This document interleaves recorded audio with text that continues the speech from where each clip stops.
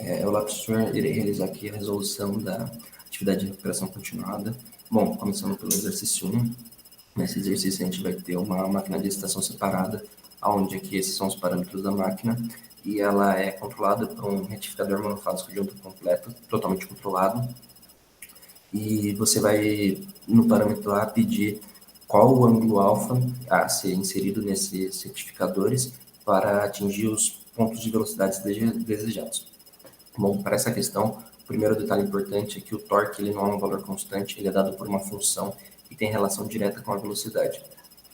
Portanto, assim, vamos primeiro resolver para o ponto P1. O primeiro passo é passar o valor de 150 RPM para radianos e daí encontrar o torque equivalente a essa velocidade. Como o torque está sempre mudando, então eu sei que a corrente de armadura vai mudar para todos os pontos de operação. Dessa maneira, eu aqui isolo a corrente de armadura para o ponto de operação P1 e também sei que como a velocidade vai mudar, o meu EA também irá mudar, então eu também encontro o meu valor de EA.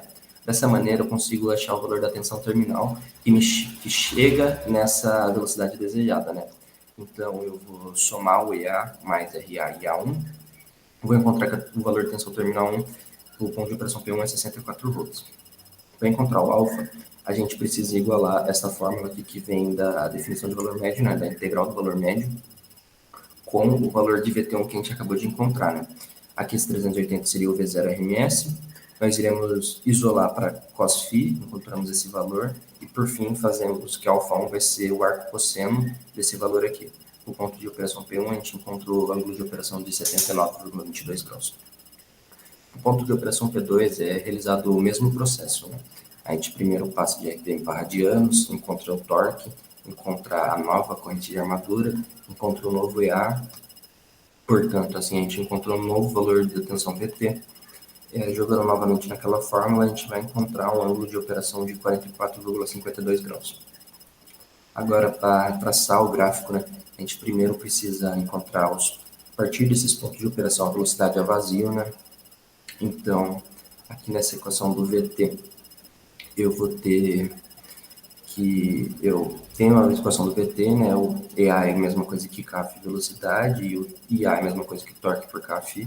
Eu isolo essa equação para a velocidade, vou encontrar esse valor aqui, onde eu sei que para o torque a vazio, a velocidade vai ser igual a zero. Então, assim eu encontro o ponto, para a velocidade em vazio, o torque vai ser igual a zero, perdão.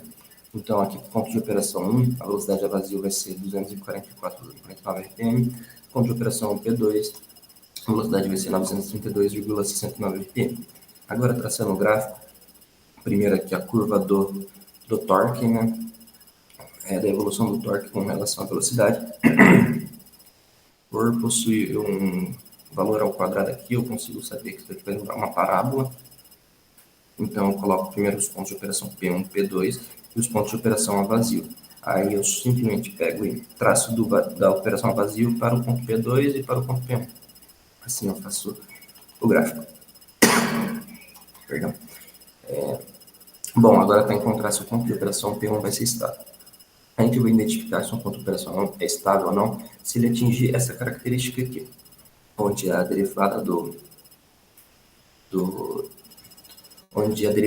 torque na carga pela velocidade tem que ser maior do que a derivada do torque no motor pela velocidade. O que isso quer dizer? Que o ponto de operação P1 só será estável se a variação da velocidade, quando a variação da velocidade se aproxima a zero, enquanto o t vai para o infinito.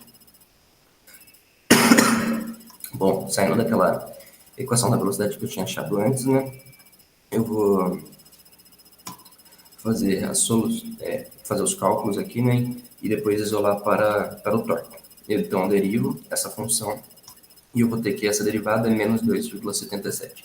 Isso aqui já é um bom indicativo que o ponto de operação P1 será estável, porque quando a gente vê a função do torque na carga, né, se a gente derivar isso, vai ficar um valor positivo. Dessa maneira, como essa derivada é maior que essa, eu posso definir que o ponto de operação ele é estável.